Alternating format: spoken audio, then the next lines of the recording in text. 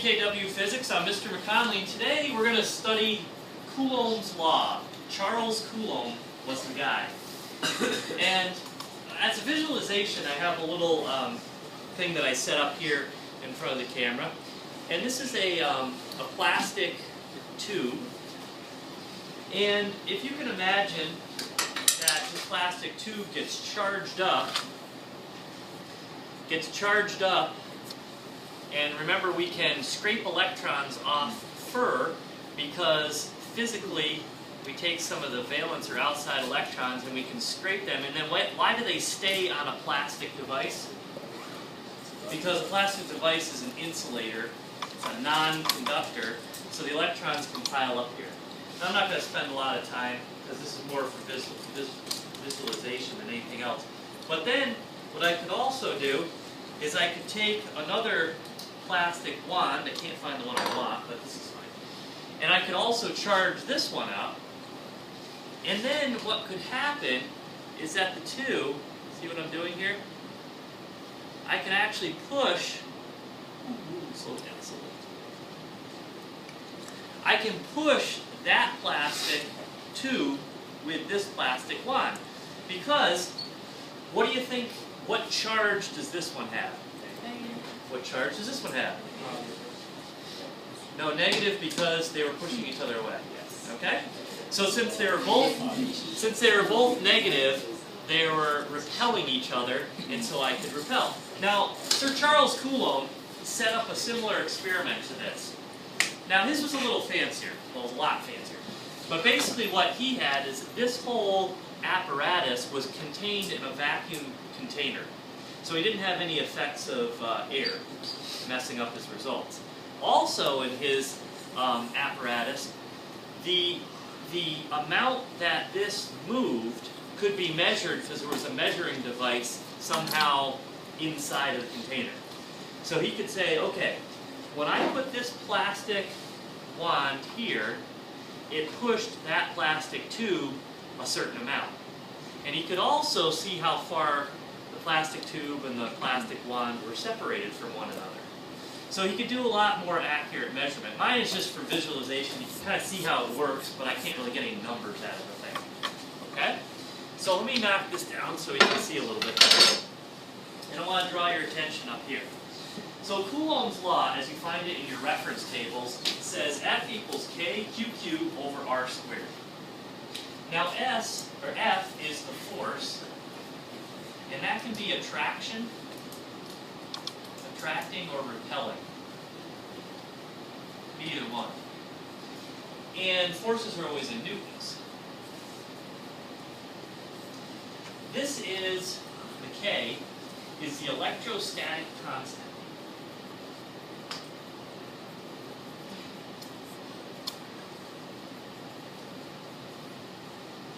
And that we'll look up in our reference table in a moment, and we can actually apply the number to that. So that's a number that always stays the same, and it's on the front page of your reference table. These two Q's, Q1 and Q2, are charges. Now I apologize, charge, a lot of people think should be a C. It's not. Charge is a Q. I'm sorry, the C was used for something else, capacitance. Okay, so charge is Q. And these are two different charges. So in my demonstration, you got this tube had a charge, and this wand had a charge. So those are your two Q's. If you were to measure how much charge was on each one of those, you'd have your Q1 and your Q2. And then R is the distance between the charges. And that's measured in meters. Remember, you do have to square that. Before we move any further, I want to draw your attention to one more thing. This is Coulomb's law. It's a relationship that works for any two charges separated by a distance. Fine. But what does it remind you of? Go back in your memory banks. You should think of something that we did earlier in the year that looks really similar to that.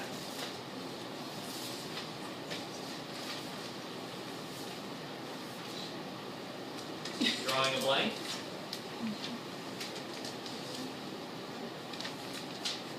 I think you'll recall, now that I wrote it on the board, this is one of Newton's laws, where we said the force between two objects that have mass is the gravitational constant over the distance squared. Doesn't that look frighteningly similar? It's actually the same sort of relationship.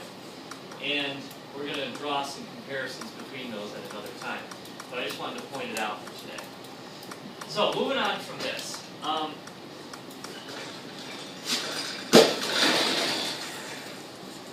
In your reference table on the front page, you will find these three constants all listed right in a row.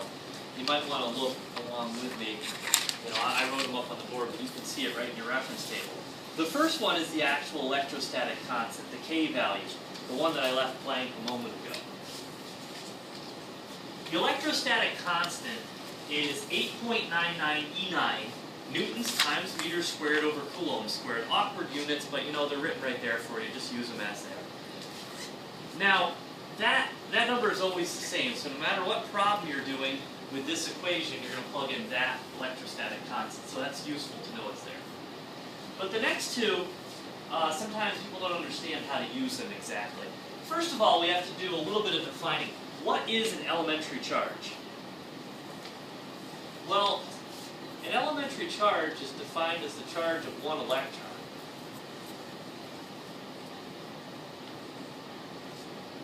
So if you were to take one electron and measure its charge in coulombs, it would be 1.60 E negative 19 coulombs. Very small amount of charge. Because remember, there are a lot of electrons. Now think carefully here for a minute. If one negative is equal to, or is able to kind of negate or cancel out one positive, what must be the charge of one positive? Yeah, it's the same number, 1.6 E negative 19. If one negative and one positive can cancel each other, they have to be the same charge. But when we define elementary charge, we are talking about one electron. Okay? Now, if you have a coulomb you can think of as a big packet of charges. It's like a quanta, a group, a quanta. So if you have a quanta or a group, a packet of charge, that is defined, one coulomb is actually defined as 6.25 E negative, or E positive 18 elementary charges or electron charges. So, if you had 6.25 E18, that would be like this. 6.25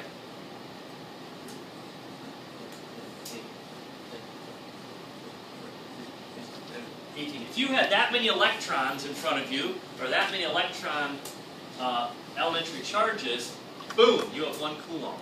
It's a big number. That number is so big that it's hard to wrap your mind around, so I'm going to fire up the overhead projector for just a second here, and I'm going to put on the screen an image of something that might help you understand how big that number is.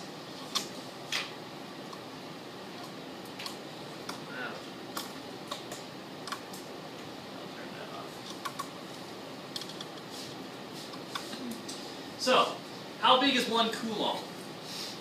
Well, in my picture here, you can see I have a dump truck that's being filled by an excavator. So I want you to imagine that you load a truck with sand. And as you're loading the truck with sand, you actually are somehow able to count every grain of sand. Now think how many grains that is. Ridiculous, okay? But somehow you make some system where you maybe measure how many grains of sand is in a cup, and then you say, well, each scoop is this many cups. And somehow you're able to figure out how many grains of sand are in a dump truck. Get that? Now, you take and you start filling more dump trucks. And this process continues for days. Because actually, you would have to load about 20,000 dump trucks and count all the grains of sand in each of the 20,000 dump trucks to come up with the number 6.25 E18.